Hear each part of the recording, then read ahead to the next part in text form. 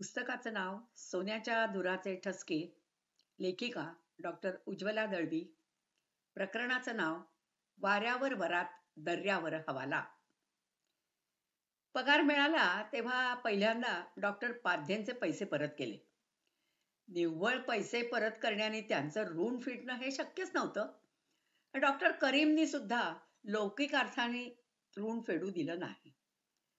महिन्याच्या खर्चाचे, गाडी घ्यायला लागणार होते ते, आणि वेळ पडतील तर म्हणून उतारापुरते पैसे जवळ ठेवून बाकीचे भारतात पाठवायचं ठरलं.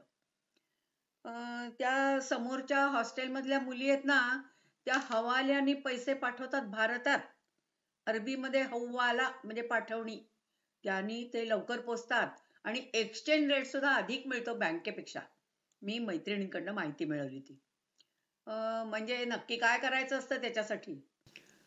इथे गावात काही एजन्सीज आहेत म्हणे, त्यांना आपण रियाल द्यायचे आणि अगदी दुसऱ्या तिसऱ्या दिवशीच त्यांचा मुंबईचा माणूस त्याच किमतीचे रुपये आपल्या आईबाबांना नेऊन देईल. पण तो आपल्याला रियालची रिसीट देतो का? इथे यांची सावधगिरी. देतच असणार ना, नाहीतर कसे देऊ आपण पैसे? हा माझा भाबडेपणा. हे बघ, सध्या आपण इथे नवेच आहोत. मिळालेली रक्कम आहे मोठी, ही सरळ बँकेतर्फे जाऊ दे. तिथे काही कुणाला ह्या पैशांची निकड नाहीये. पोचेपर्यंत थोडासा जरी वेळ लागला तरी काही बिघडणार नाहीये. त्यामुळे पैसे पोचतील तेव्हा पोचतील. काय घाई आहे आपल्याला? आणि 50-100 रुपयांसाठी घासाघीस करायचा तुझा स्वभाव नाहीये आणि माझा पण नाहीये. तेव्हा बँक देईल त्या दराने घेऊया. पटतंय का तुला? हो हो, बरोबर आहे तुमचं म्हणणं. मी मुकाट्याने मनातल्या मनात सगळा व्यवहार त्यांच्यावर सोपवला आणि निर्धास्त झाले.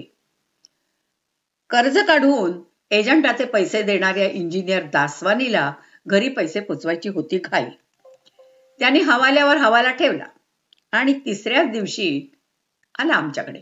मला उत्सुकता होतीच. पोचले का पैसे? काही कळलं? फोन आला होता? मी भडीमार केला. हो, धाकट्या बहिणीचा फोन आला होता. तो कसनुसा चेहरा करीत म्हणाला. काय म्हणाली ती? काय झालं रे? हो, तो माणूस पैसे घेऊन गेला, पण त्याने नुसती रक्कम देऊ केली, सोबत ना चिठ्ठी ना चपाटी.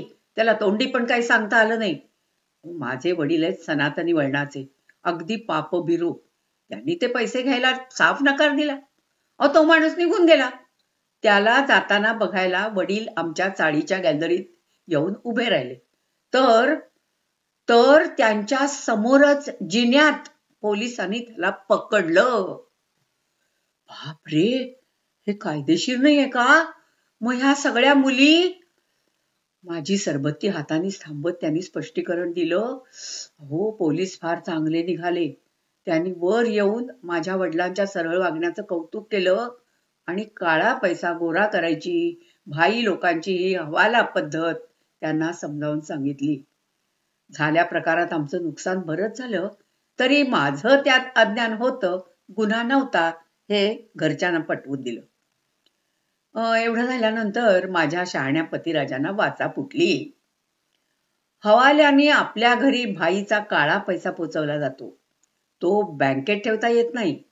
त्याचा इथला माणूस जे आपले गोरे 5 रियाल पाठवतो ना, ते मात्र भाईच्या बँकेतल्या खात्यात जमा होतात.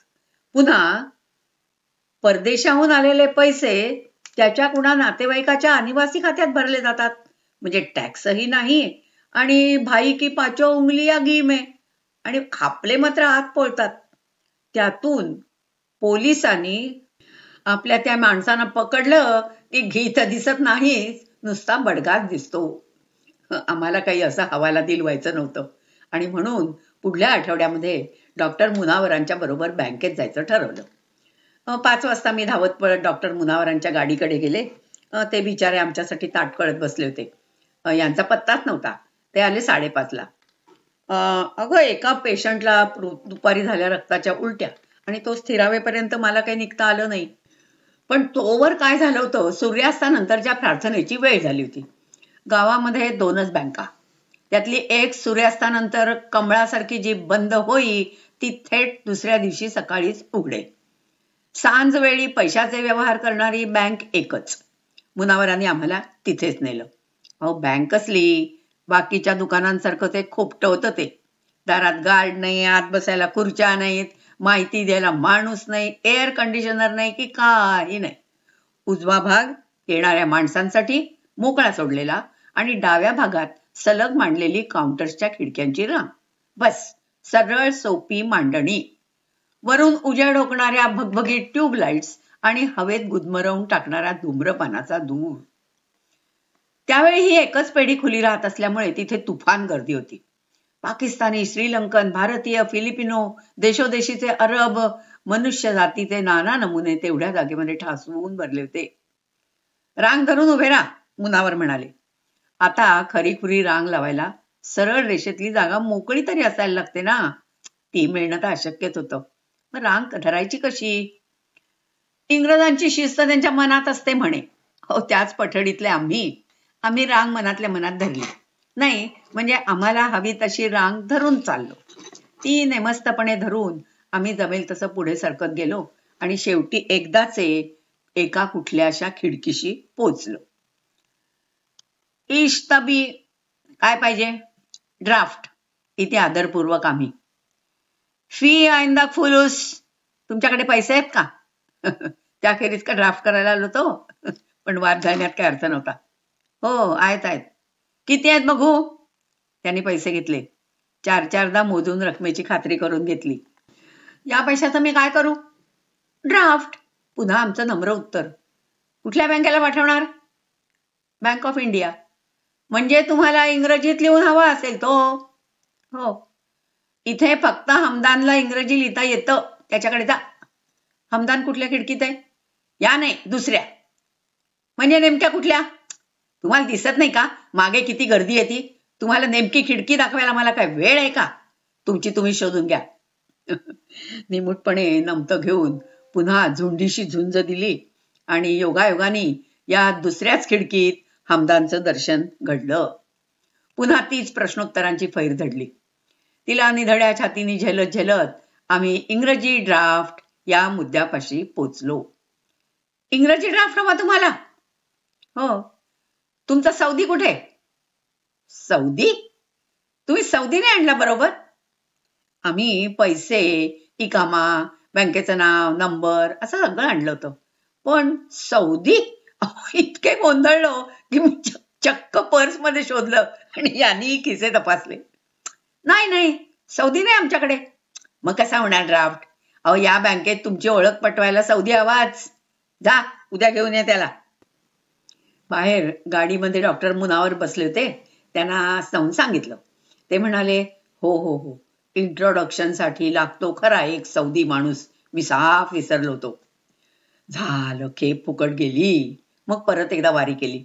यावेळी मात्र ड्राफ्ट मिळाला. तो पोस्टाने मुंबईला पाठवायचा तर 1-1.5 महिन्यांनी पोचला असता. पोस्टाने कशाला? आपला लॅब मधला बोरा गुरुवारी जातोय सुट्टीवर, त्याच्यावर द्या पाठवून. तो भारतात पोचल्याबरोबर रजिस्टर पोस्टाने पाठवेल तुमच्या पत्त्यावर. डॉक्टर मुनावरांनी सोपा मार्ग सुचवला. हा बोरा मुंबईचाच आहे का? नाही, तो बोरा आपल्या गुवाहाटीचा. अहो जास्तीत जास्त 2 दिवसात पोचेल पत्र.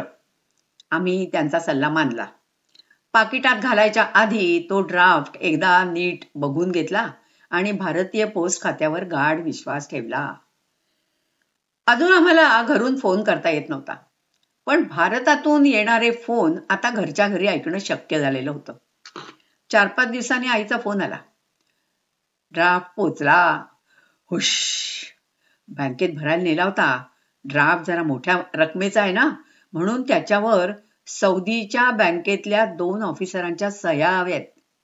या ड्राफ्टवर काय एकच सही आहे, ती काही चालणार नाही. आता रजिस्टर पोस्टाने परत पाठवू का? नको. आमचा फार्मसीतला डिकोस्टा आलेप्पेहून येतोय शुक्रवारी. तो मुंबई एअरपोर्ट वरूनच येतोय. त्याचा फोन नंबर मी देते तुम्हाला आणि त्याच्यावर पाठवा. म्हणजे पुढच्या गुरुवारी शर्मा साहेबांच्या बरोबर परत धाडून देऊ. ते दिल्लीहून रजिस्टर करतील. हिरवाईची आई भारत मातेच्या लेकरांना एकत्र आणत होती. 28 साली रियालच्या नाण्याला अधिकृत मान्यता मिळाली आणि पूर्वेला रुपयाचं नाणं चालत राहिलं. कागदी पैसा कशाशी खातात याचा बेधुना पत्ताच नव्हता. त्यांना नोटांच्या रूपात पैसे दिलेच तर ते त्या नोटा वाऱ्यावर सोडून देत आणि गंमत बघत बसत.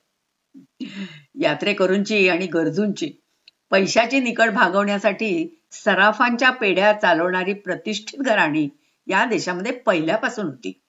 पण या पद्धतीत व्याज देण्या घेण्याची काही पद्धत नव्हती.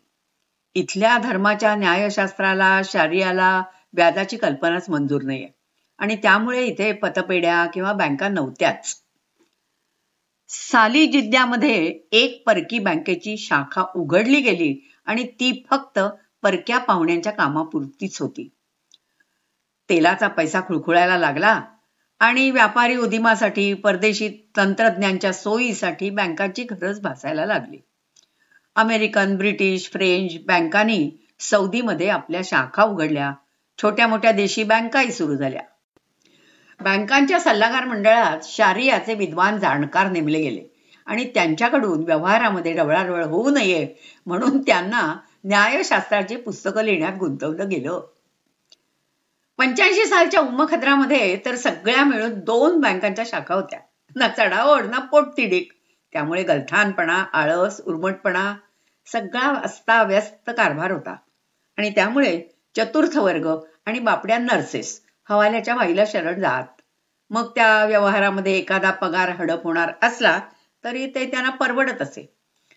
या देशातल्या सगळ्या गैरसोयी सहन करून जगभरातली गरीब माणसं इथे येत.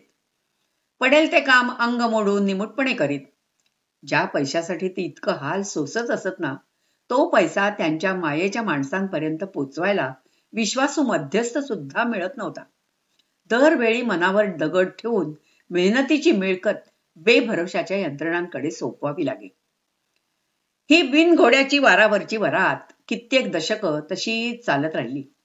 आत्ता कुठे सुधारणांचं घोडं तिच्याकडे पोचतंय आणि त्यामुळे यापुढची वाटचाल सुखात सुरळीत होईल अशी आशा आहे.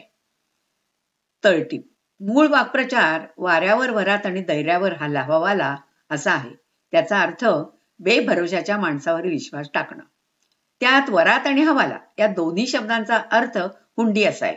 कोट्याधीश पुलंनी वरात शब्द वेगळ्याच अर्थाने वापरून मोठीच गंमत साधलेली आहे. प्रकरण समाप्त.